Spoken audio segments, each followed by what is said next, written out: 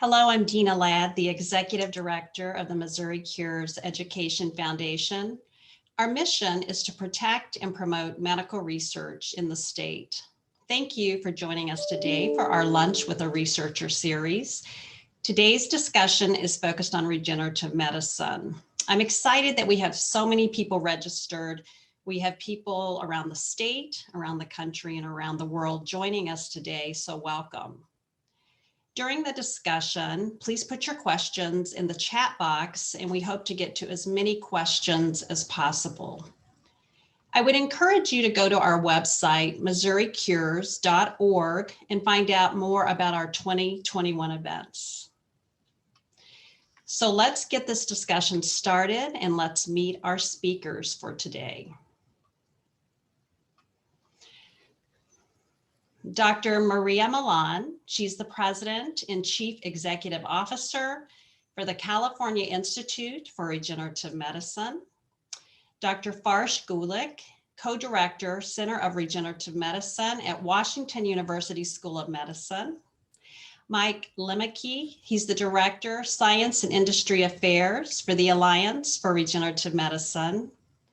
And Dr. Scott Sells, Associate Professor, Biomedical Engineering, Program Coordinator, Parks College of Engineering, Aviation and Technology at St. Louis University. Welcome, everyone. Thank you, Dan. Thanks for having us. Appreciate you taking the time to be with us today. I'm going to start by attempting to define regenerative medicine, and then I'd like all of you to join in with additional comments. But I think it's a field that a lot of people are not really familiar with. So regenerative medicine includes gene therapies, cell therapies, tissue engineered products intended to augment, repair, replace cells, tissues, genes in the body. And regenerative medicine aims to alter the current practice of medicine by treating the root causes of disease and disorders. So are there any comments or additions to that definition? I think that's a great definition. I would also add that intrinsic to the definition is that the goal of this process is to harness the power of living cells for regeneration. And that's either to stimulate their regenerative abilities within the body or develop those regenerative processes outside the body as either model systems or for creating replacement tissues. Thank you, Farsh. Yeah, I agree with that. It comes down to manipulation of gene expression in cells in most cases. We at ARM actually spend a lot of time talking about this definition and sometimes debate about it. We didn't used to consider treatments, immuno-oncology treatments like CAR T to be under this, but now we do. I like your definition. I think it's a good one. We could probably debate the nuances for the full hour and maybe put everybody to sleep in the process. But you could even simplify it. I call them living drugs, and I think that makes them exquisitely complex and very hard to make. But it also makes them that fact also makes them very durable when they work and even potentially curative. Well, I'm glad you like that, Mike, because I stole a lot of that from the ARM website. Oh. Yeah, I absolutely agree with what Farsh and Mike had just said. And I do believe that the idea of living medicines has changed the paradigm of how we think about what's possible. And so many of these types of technologies are being developed for curative intent because they're targeting the specific biology or a specific gene.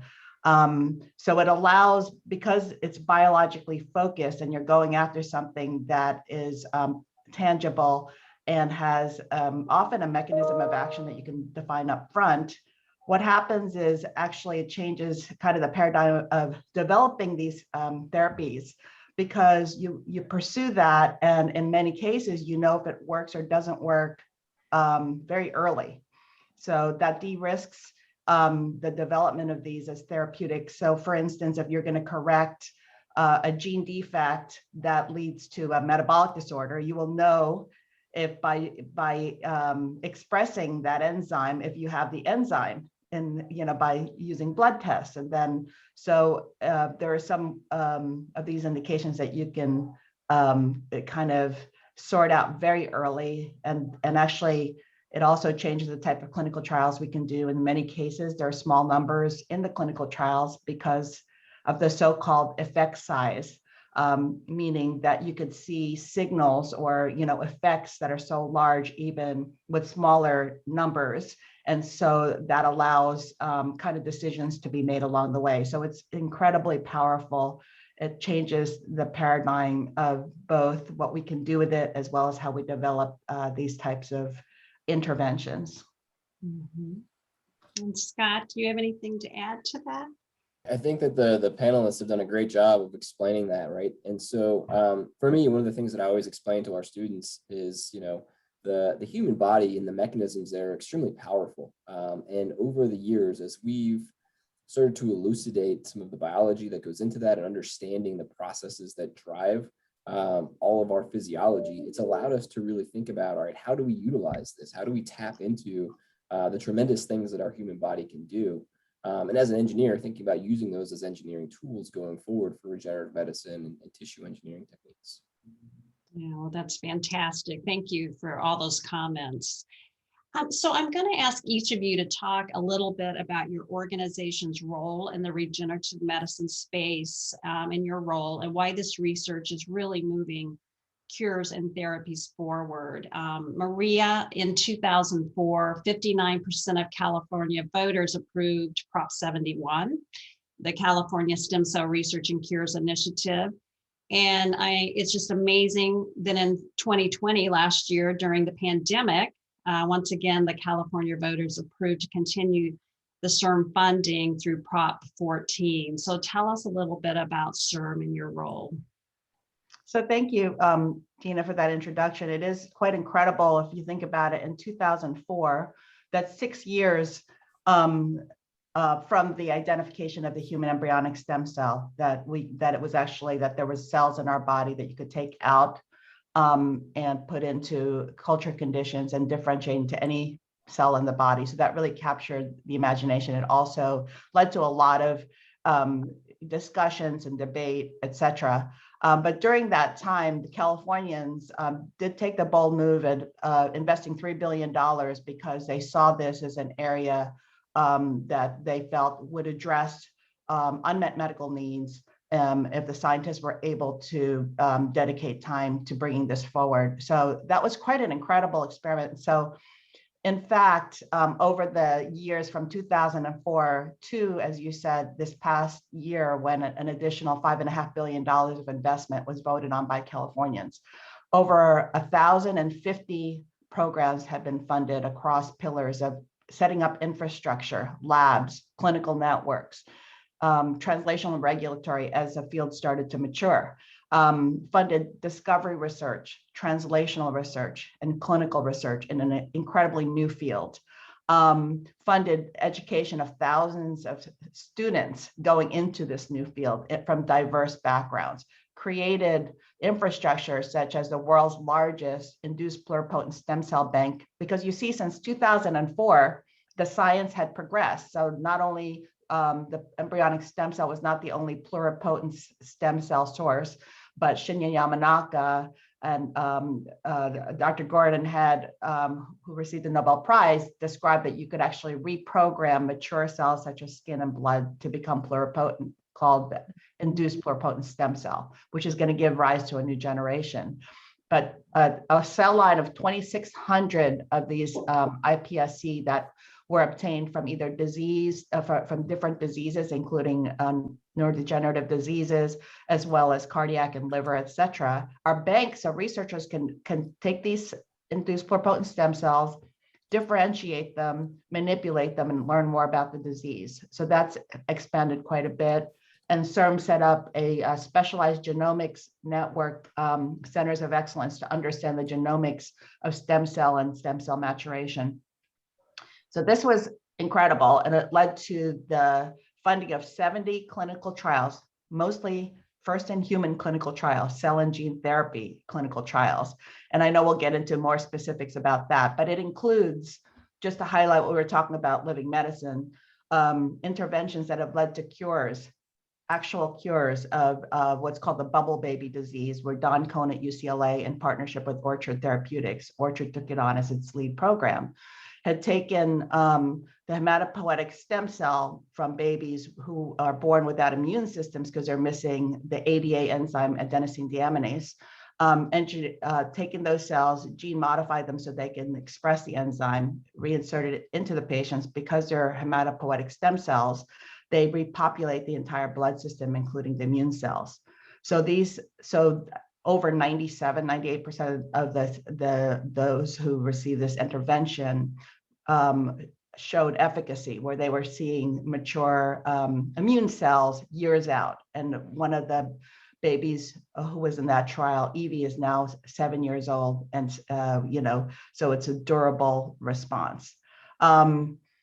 In addition, over the past 5 years, there's been a growth in industry investment into the space. 5 years ago, we had about 40 million of industry partnership, and over the ensuing 5 years, over 15 billion and growing investment in terms of partnership, licensing, acquisition, and public. And actually, one of the companies that we funded from academia just announced going public today, which is out of Stanford. So in any case, it just kind of shows how a deliberate and focused investment and bringing in, kind of motivating an ecosystem of scientists, patient advocates, by the way, as patient advocates that got this going are very much embedded in the process. Multiple stakeholders and industry partners can grow a field that, wasn't even in existence, really about 15 years ago. Thank you, Dena. Yeah, thank you, Maria. It's been just so exciting and wonderful to watch what's going on in your trials. So, and like you said, we're going to get into that just a little bit more. So Farsh, Washington University School of Medicine has a long history in foundational research in regenerative medicine. And I know you started the center. It was founded in 2013. So tell us what's going on there and your role. Absolutely. Yes, the center was founded sort of a grassroots effort in 2013. And then I moved here about almost exactly 5 years ago to help push the center to the next level. So the Center of Regenerative Medicine at WashU involves nearly 100 faculty from 20 different departments, and they're working on all different aspects of regenerative medicine. But we have a very strong focus on human stem cell research and pluripotent stem cell research, as Dr. Milan just described and mentioned. That's one of our main pushes, is to raise the awareness and the amount of research being done in human stem cells. But our overall goal is to accelerate regenerative medicine research and then its translation to patients in any way that we can. It's such an interdisciplinary field, so it's hard for any one group to do every aspect of it by themselves. So we really like to push collaborations and facilitate them. The center provides primary infrastructure for regenerative medicine and training. We have two pretty unique core facilities that provide skills and expertise to everyone on campus and even outside of campus. One is on bioinformatics, the analysis of large amounts of data that we get now using next generation sequencing methods. And we have a core on cells, tissues, and organoid models, basically creating organ-like structures from stem cells in a dish in the lab that you can use for testing drugs, modeling disease, and so on. We also fund seed grants and fellowships for starting new projects and collaborations. And my favorite part of the center that I lead is an integrated training program for postdoctoral fellows in regenerative medicine. It's one of the few of its kind, and it's funded by the NIH. And I really think we need this to train our next generation of regenerative medicine researchers to take on. This is a really long-term process, and the more people we have working on it, the better. That's great. Thank you, Farsh. And so Scott, I know St. Louis University is really doing some cutting edge research and getting into the regenerative medicine space. So tell me a little bit more about what's taking place at SLU and what your role is. Yeah, absolutely. And kind of building off of what Farsh said, creating that pipeline, that next generation of researchers and investigators. I'm super excited about all of the research that we do and the research that my lab does and the other folks doing tissue engineering and regenerative medicine research on campus. But I get really excited about the education side of things too. So, I know Farsh had mentioned kind of the postdoc training program. Think about earlier in that pipeline, So training graduate students and undergraduate students, I really think that we're doing a great job there. So thinking about undergraduate students being exposed to tissue engineering and regenerative medicine concepts, a number of different classes and clustering of classes together so that students are exposed to that. Not just in the classroom though, thinking about education of those students in the lab. And so having experiential learning opportunities for those students, in regenerative medicine areas, collaborating with our medical school and having students working in those medical labs, working in our tissue engineering and regenerative medicine labs here on the academic campus. I think those are powerful tools, right? So the students are in the labs and they're really experiencing, here is the cutting edge in technology. Where do we go with this? How do we push this forward? And so it's a combination, as Farsh mentioned, of these bunch of different disciplines that are working in this area, whether that is the engineering students or the biology or chemistry students, or even well beyond that. Even thinking about the physicians, right? So the future physicians, the pre-med students that we're seeing, I think one of our big objectives in this field is for the things that we're producing, these technologies that we're creating, for them to become gold standards in clinical therapies, right? So creating the gold standards going forward, training these students to create those therapies, training them to be entrepreneurial as they create companies around these therapies that they're creating. And then even training the medical professionals to integrate and build this technology into their treatment regimes, I think is really important. Yeah, definitely. And so, Mike, 11 years ago, the Alliance for Regenerative Medicine, ARM, was founded and is now the global voice of the sector, representing the interest of over 380 members worldwide, including small and large companies, academic research institutions, patient groups. And I'm proud to say Missouri Cures was one of the founding organizations, joining 11 years ago. And I had the pleasure of being on the ARM board for 7 years. So tell us a little bit more about ARM. Sure. Thank you for that introduction and for your support, Dana. And I will state that CIRM, also a very active member in ARM. So thank you for that, Maria. As you said, we are the leading advocacy organization for the regenerative medicine field. We are, at the end of the day, what our members are. And as you said, they include the academic innovators, many therapeutic developers of all sizes who are working to bring these therapies to patients, but also patient advocacy groups and others. What we do with our members are we advocate for and promote regulatory and legislative and reimbursement initiatives in an attempt to advance the field. What I do in particular, my role at ARM as the Director of Science and Industry Affairs, is to work with our members in a pre-competitive space. And this is what has been so fascinating and interesting to me, is how cooperative everyone is in this field, and how much they want to work together over and around competitive barriers in order to get these therapies to patients. So I work a lot with our members on technical issues in the pre-competitive space, particularly related to manufacturing hurdles and CMC issues. And we could talk a little bit more about that later on. Yeah, thank you. Yeah, ARM's done an amazing job. And now you have the Education Foundation, which I love because it focuses a lot on the patients and the disease groups. And so thank you for all you do. So if you're just joining us, please put your questions in the chat box and we'll get to as many as possible. So Maria, back to what you said earlier, CIRM really has that out of the box thinking when it comes to the research and so forth. And you mentioned some of the clinical trials. And I know recently in the media, CIRM had a release about the sickle cell research that you're doing, some in the Parkinson's field. And then I know we have a question here about possibly ALS research. So can you touch on some of those successes in clinical trials? Yeah, it's a lot. It definitely is. We could spend quite a bit of time, as one of the other panels had said, about the progress in the field. But I'll just say that of the 70 clinical trials, we address about 37 different disease areas. So it's quite remarkable And it's not with a single approach or a single platform. It utilizes, as the panelists had introduced early on, that it harnesses biology, it harnesses genomics.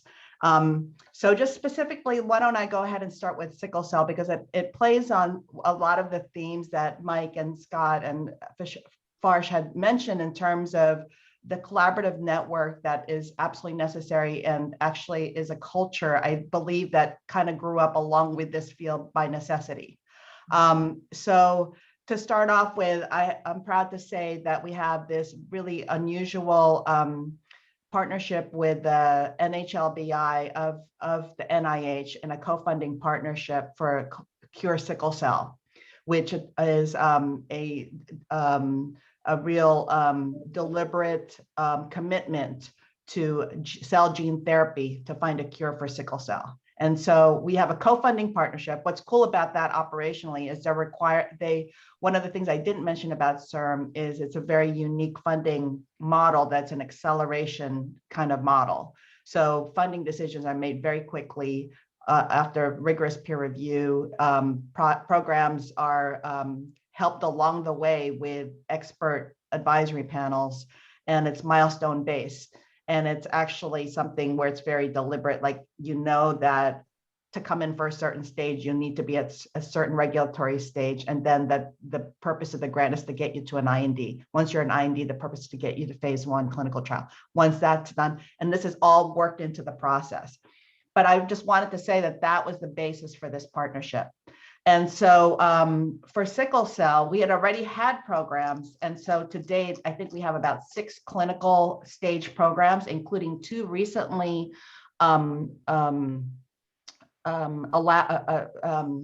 recently achieved an IND with a CRISPR-Cas9 based approach. One is Mark Walters at UCSF, and one is Matt Porteous at Stanford. And the Matt Porteous technology was spun out into a biotech called Graphite Bio that will take it forward. But that was funded by CIRM in early stages. So in terms of the partnership, I think the Mark Walters project is the one you're alluding to, Dena. It's very unique because it's a partnership between CIRM funding in the early stages, CIRM and NHLBI funding for the IND enabling stages, a partnership with Berkeley and Jennifer Doudna's group. Jennifer Doudna received the Nobel Prize for the CRISPR-Cas9 technology. Jennifer Doudna's group for the technology, Mark Walters for the clinical trial at UCSF, and then Don Cohn, another expert in the field at UCLA.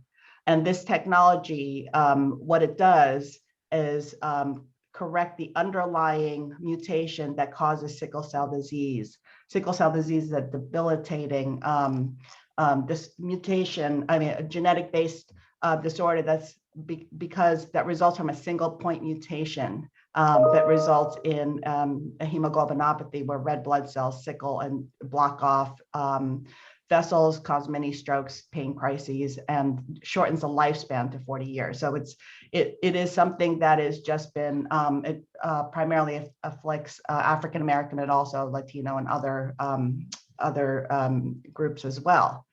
So this program is now in an IND stage, and it will be launching a clinical trial. But there are a variety of other programs we fund, including David Williams at Boston Children's Hospital that uses a different approach, which is an shRNA to this thing called BC11A, which is impacts the expression of fetal hemoglobin. And not to get too deep into it, what happens is the fetal hemoglobin is the type of hemoglobin we express early in life and during development. And even in patients with a sickle cell mutation, the fetal hemoglobin form does not sickle. So what this does is it converts it back into that fetal hemoglobin stage through this gene therapy. And so that's a co-funded program between NHLBI and CIRM, and it's taking it into the California centers. And that's in addition to multiple centers, and it harnesses kind of the NHLBI network with the CIRM clinical networks. There are also programs related to improving standard bone marrow transplant with the use of expanded cord blood, as well as tolerance induction protocols being done at City of Hope, so that with a standard transplant, there's an increased chance for engraftment and improvement. But in any case, I guess that's it for sickle cell. I don't know if you want to open it up, and then I can kind of address the neuro part, which is a very big part of Prop 14, which is the $5.5 billion initiative. $1.5 billion of that is for diseases of the brain, as well as psychiatric and mental disorders.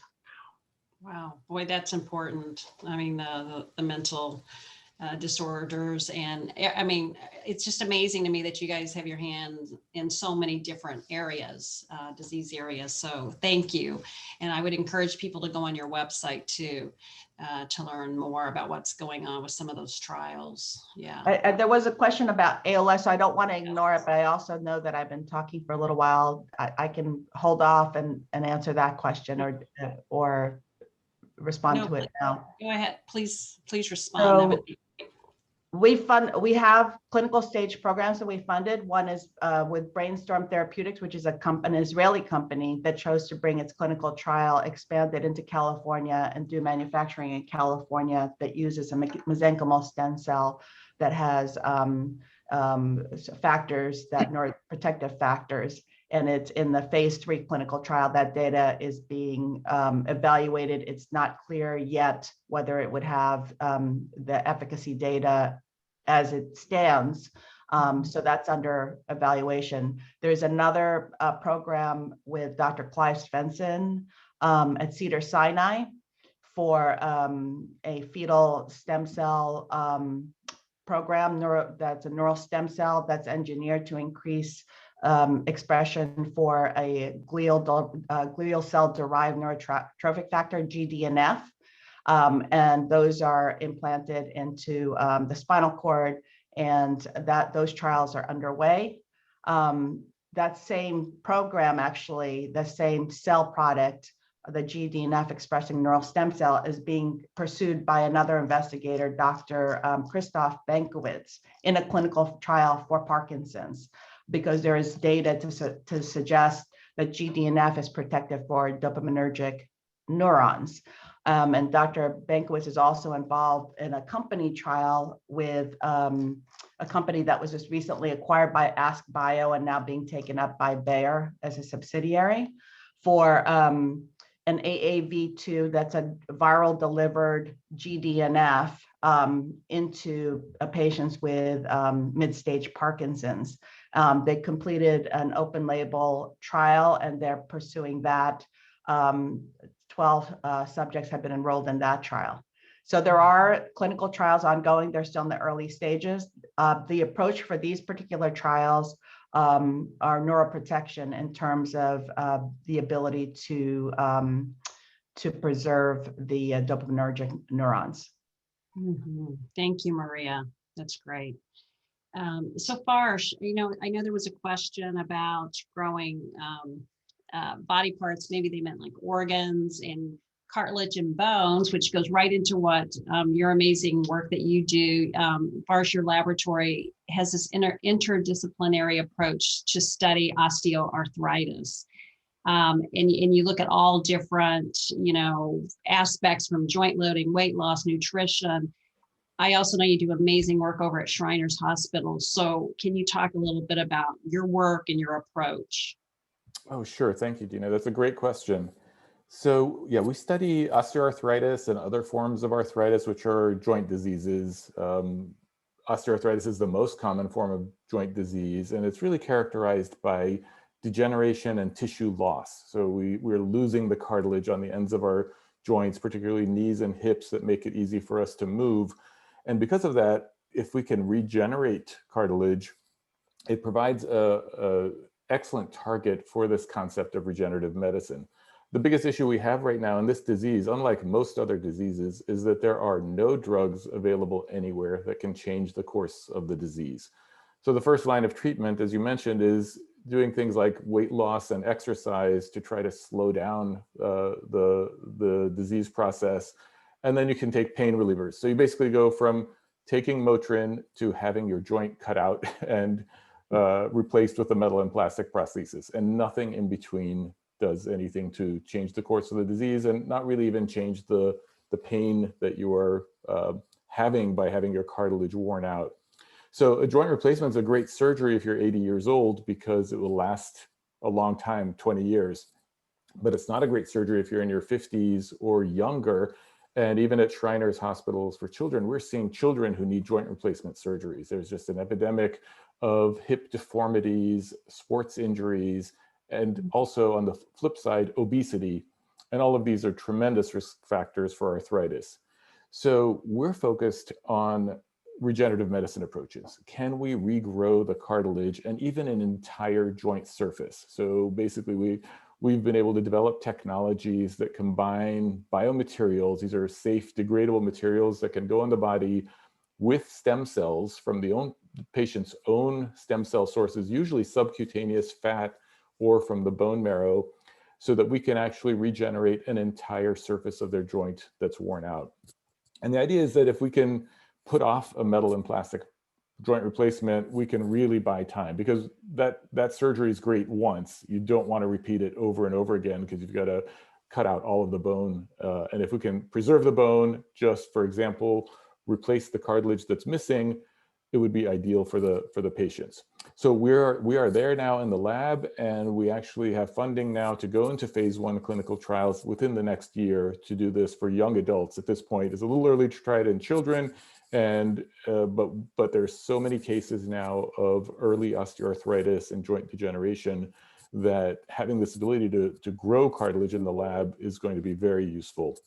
So we can do this to also, for the long term, develop large amounts of cartilage so we can now start screening for drugs. As I mentioned, there are no drugs that change the course of the disease. And part of that is that it's very hard to use the standard pharmaceutical company drug screening processes. So we take pluripotent stem cells, human ones, and we can grow just almost unlimited amounts of cartilage from them. And that lets us take advantage of those types of techniques where you can screen tens of thousands, hundreds of thousands of drug compounds and hopefully find ones that can prevent cartilage degeneration or induce its regrowth. So it's both a short-term approach. Can we regrow a missing organ, a missing joint, a missing tissue? And then long-term, can we find new drugs that treat disease? Wow, important. That's really important work. Thank you. So Scott, your tissue engineering research creates off-the-shelf products to promote the regeneration and repair of tissues like skin and bone using scaffolding materials that can guide cell activity and then reabsorb into the body. So can you explain that process a little bit? And Yeah, absolutely. Yeah, so my area of research and the interest for my lab is really in a part of tissues called the extracellular matrix. And so if you think about all of the tissues that we have in our body, they all have obviously a cellular component, and those cells do really important things in terms of the day-to-day function and the reparative potential of these tissues. But then they all live within this extracellular matrix home. And in many cases, it's this combination of these fibrillar proteins that make up the structure of that tissue. So if you were to take any of those tissues and remove the cells, you're still left with this extracellular matrix framework that really provides kind of the structure as well as a bunch of other things to the functionality of these tissues. And so my lab works to create off-the-shelf alternatives to that extracellular matrix. So some of these extracellular matrix analog structures.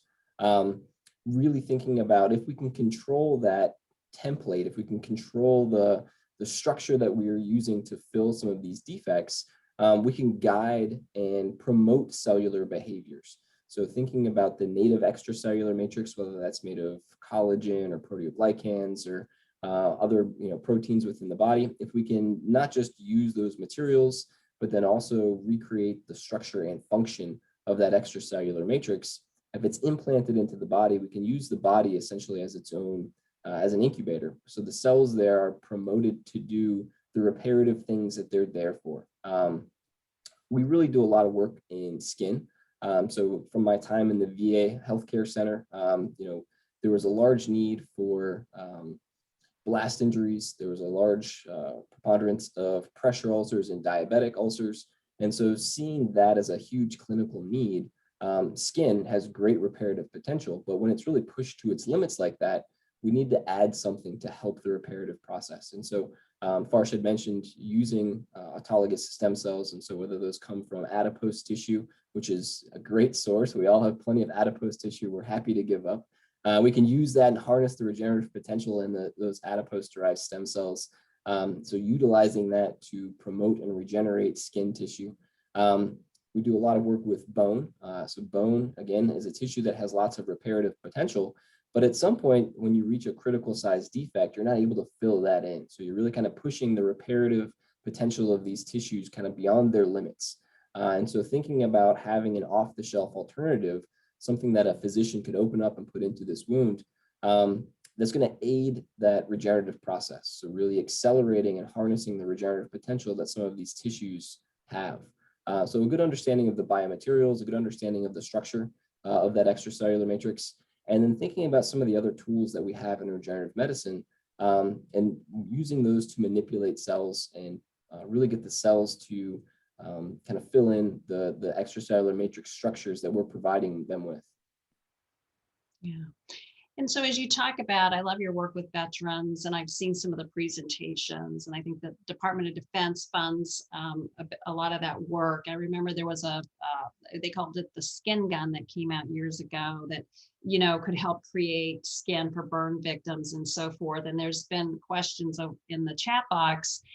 And so is there anything going, and I direct this to all of you, is there anything going on that can help grow organs or limbs or, you know, I guess they said body parts, but, you know, like I know there's a shortage of organs. I work a lot with Mid-America Transplant here in St. Louis. So do any of you know what's going on in that space? So Dena, I just want to say that I started my career as a transplant surgeon. So I was transplanting whole organs, and that's what got me really interested in this field, because I'll have to say my motivation for kind of pursuing regenerative medicine is I was a pediatric organ transplant surgeon, and many of the patients that I transplanted who were babies had inborn errors of metabolism. So we were transplanting whole livers when they were missing one enzyme. And to me, fundamentally, I just felt like we needed a solution for that. And now it looks like, you know, gene therapy is going to, you know, it's reaching maturity to address that.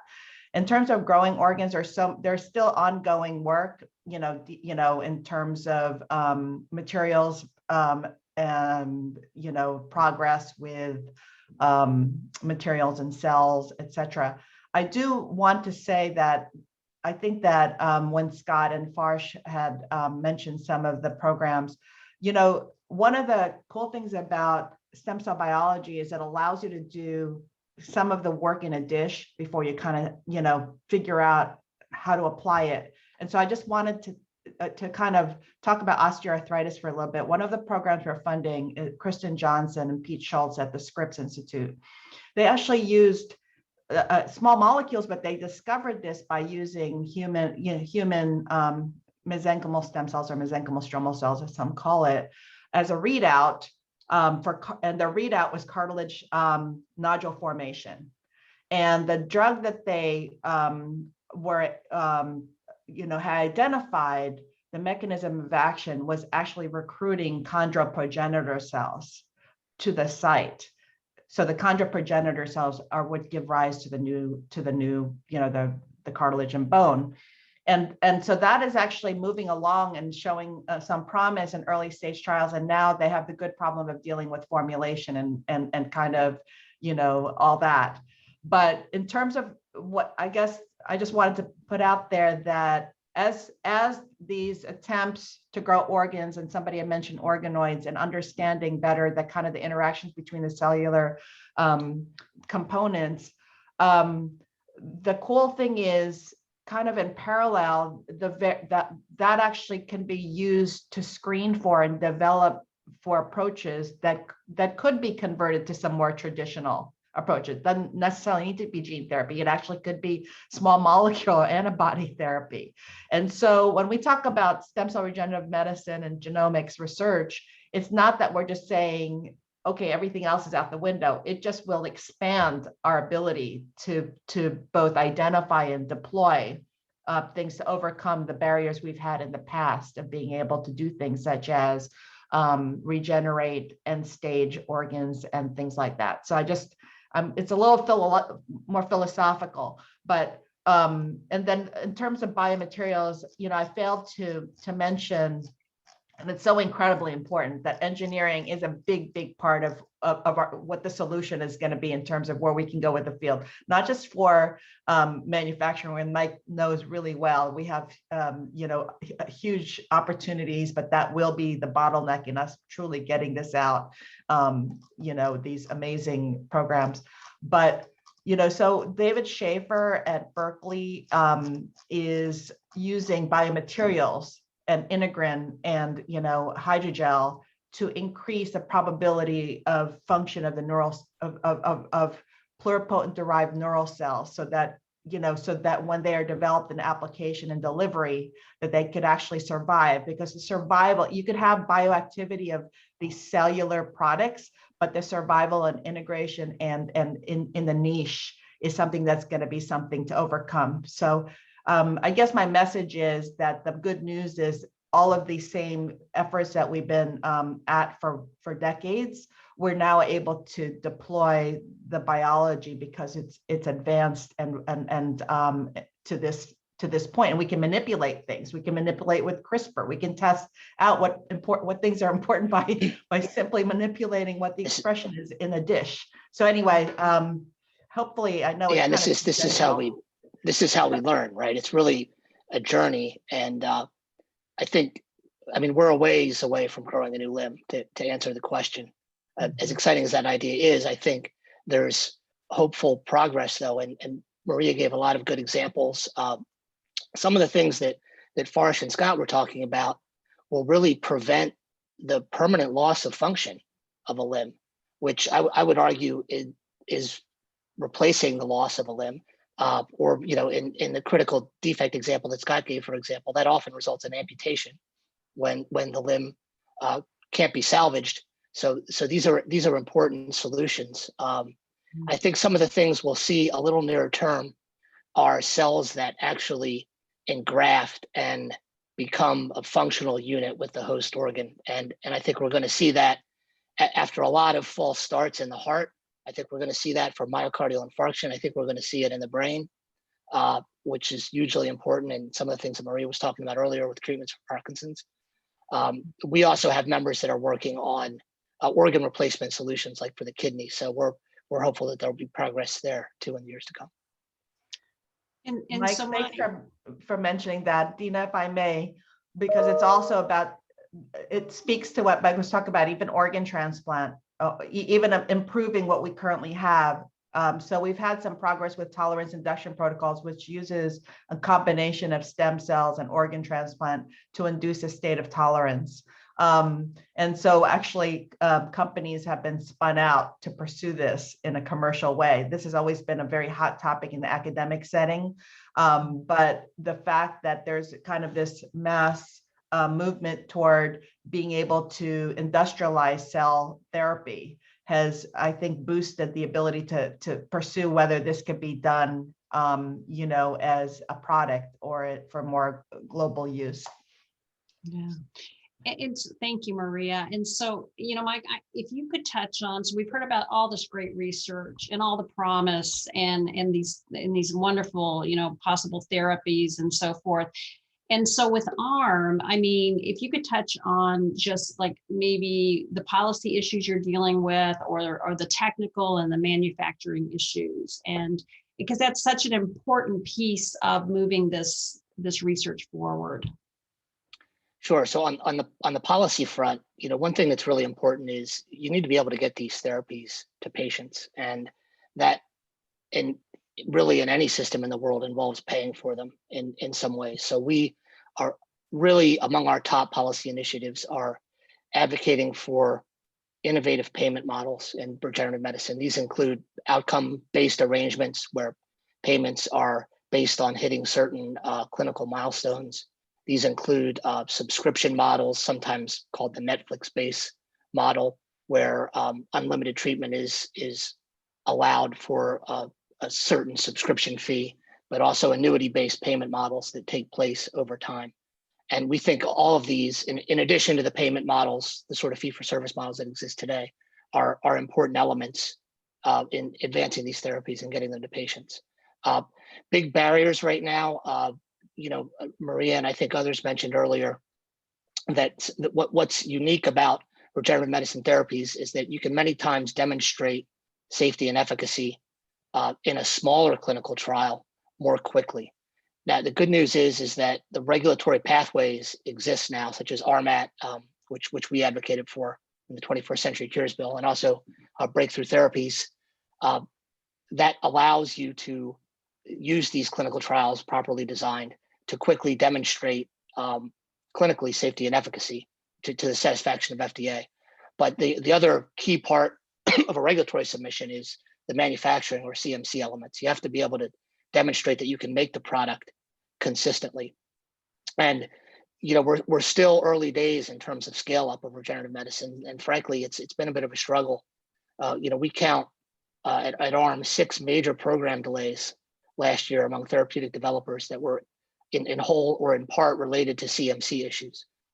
So we're trying to work with our members on establishing best practices in CMC. We have actually a case study coming out next month that we've been working on for some time called AGene, which is a hypothetical AAV vector and a description of how to apply quality by design principles to manufacture. So best practices in gene therapy manufacture. We're going to make that open source to the whole field.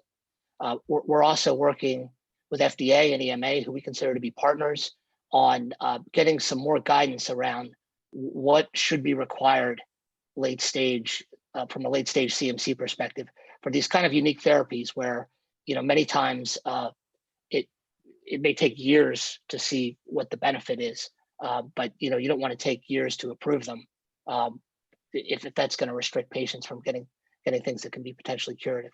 So we're working on some different approaches to CMC issues in particular with the regulators in the hopes of overcoming some of these manufacturing related problems. Wow. Well, thank you. I mean, what ARM does is amazing. And thank you for leading the way. I want to be respectful of our time. I want to get to this last question, and I think I can kind of incorporate some of the questions in the chat box into this. But when I did my research, I found, and correct me if I'm wrong, there are over 1,000 regenerative medicine and advanced therapy clinical trials underway worldwide. Oncology trials leading the way. Almost $10 billion in total global financing was raised for regenerative medicine companies. And so I want to ask all of you, and in the chat box here, we had some questions that you might be able to incorporate into this. Like someone said, the most promising innovations in muscle tissue, or, Farsh, I know everyone's so anxious for your work to move along in clinical trial. I remember when you spoke 2 years ago, you had a line afterwards, everyone going, when can I get that new bone that you're creating and so forth. But so I have to ask all of you, what do you see the future of this sector of regenerative medicine? And Farsh, I'll start with you.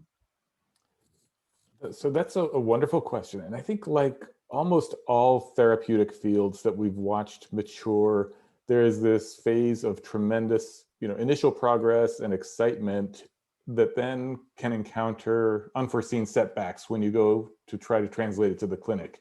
And there's, multiple reasons for this. A lot of times we test everything in young, healthy animals, then we go and implant them in older diabetic patients or people with comorbidities, and things don't work. So we have to sort out all of those issues. So think of like antibody therapies, gene therapy, these days the vaccine field, and even the transplant field, right? Initially, there was a surge, it pulls back, and then it matures. And in regenerative medicine, we are now probably 30 years into it by name, probably longer if we count the wound repair and regeneration field. It's been going on for decades, more than that. And we've just had some phenomenal breakthroughs in the last 5 years or so, and advances in technology. So things like additive manufacturing, like 3D printing, has changed how we can put cells in different arrays and microprinting. And of course, CRISPR that was mentioned has changed the way we can modify genes and create viruses and so on. So I think we are really poised right now to translate many of these therapies into the clinic in the next 5 to 10 years. And just given by the number that you listed of, thousands of trials going on now, that is so much more than there were, 5, 10 years ago, that I think we are really on the verge of true success in the regenerative field in getting some of these therapies to patients soon. Yes, thank you. And Scott, what do you see the future as? Yeah, similar to what Farsh was saying, I think right now we're at a point where our biological and physiological understanding has really kind of closed a lot of gaps in knowledge. And so I think we have a really good base of understanding in these areas. And so now going forward in the next 5 to 10 years, it's really going to be a push of translation and commercialization. As Mike was saying, and has been mentioned previously, it's one thing for me to do something in my lab, and that's fantastic, and I can publish that, right? It's another thing for me to turn that into a company and to create that as a technology that becomes the gold standard of care in some of these areas, right? That's a huge leap. And so I think that right now we're in this phase of, the things are starting to align. Our understanding, our production of these technologies and techniques is really advancing. We're getting great support in terms of foundational support. We're getting support in terms of thinking about going through the FDA and the regulatory support. And so I think we're really primed for the movement of things into kind of translation and commercialization of a lot of these technologies. Yeah, thank you, Scott. So Maria? I think we're going to see an explosion first in the gene therapy space, initially with, kind of monogenic disorders, and then it's going to be dealing with more complex. In order to make this feasible and something we can get to patients, we just need to be better. And I think we will be, because everybody's kind of motivated to do so, in terms of being able to have standardized and shared kind of starting material and resource. And this deals with manufacturing too, because this is what is going to, especially kind of with more complex products and cell therapy, having more characterized, better, evidence base for the components that go into the manufacturing and go into the product is going to be key. The second piece is knowledge sharing and truly empowering the amazing data sets that are already out there, but being able to deploy that so that it's not just per given program, sink or swim. Is that as a field, we're learning collectively as we characterize kind of the cellular, the signaling from all levels, and that can be done. Again, it's like an engineering issue, but there are some really amazingly talented engineers and data scientists and others, so that crosstalk between kind of the biology and the analytics piece is growing. We've seen already that so I think that's going to be the future. And then in terms of what Mike is, Arm's done a great job and really kind of honing in on like some key bottlenecks so that as a field we can overcome it. I think fundamentally one of the major things that have led to these challenges is that in scaling and tech transfer and getting it to commercialization is that many of these programs start in academia, and there are, and academic GMP facilities do a spectacular job and really amazing experts kind of for early stage clinical trials. But deploying quality by design as a standard very early on, even in the academic center, will help the transition when it's ready to scale out. And we really do need to do this for the public. So it can be affordable. It's when it's promising, and they're seeing things in the papers that they can look forward to something similar to what we saw with the vaccine development, that they can see a time when they can be receiving this in the near future, in the near term. And I think, a lot of this, just to let you know, the mRNA technology that led to the Moderna vaccine was, by the way, Derek Rossi was one of the early CERM scholars, and he became a stem cell biologist because he was trained in a stem cell lab, but then he took his lab to Boston, to Harvard, and he was continuing to use mRNA technology for reprogramming. but then realized the potential, and then that led to the spin out of Moderna, and also, of course, informed by the work at Penn, which led to BioNTech. So we don't know where science is going to go, but the ability of all these incredibly bright minds looking at it and seeing that, oh, there's a potential for this application could be transformative. And so I think that the use of something that started out as a stem cell project, and then deploying that for vaccine, and then of course it's going to have many applications later, just tells us what the power of science is. And it's just a matter of how we organize it and how we connect the dots as a community. So I'm very encouraged with what we're going to see, because we have so many great examples of when that works, this collaboration, this connectivity. Fantastic. Yeah, I agree. So Mike, what do you see the future of the sector being? Yeah, I don't know if I can put it much better than the other panelists. The future is bright. I mean, numbers wise, financing is great, and you can find all that information on our website. I won't quote the numbers. We are currently just among therapeutic developers tracking over 1,000 clinical trials, and more increasingly in phase 3 or registrational studies. It's almost 100 or even over 100, I believe now. So I agree with Maria. The gene therapies we think continue to be successful, but we're also seeing gene editing technologies enter the clinic, as Farsh mentioned, CRISPR, but also other technologies like zinc finger nucleases, which are even further along on the gene editing front.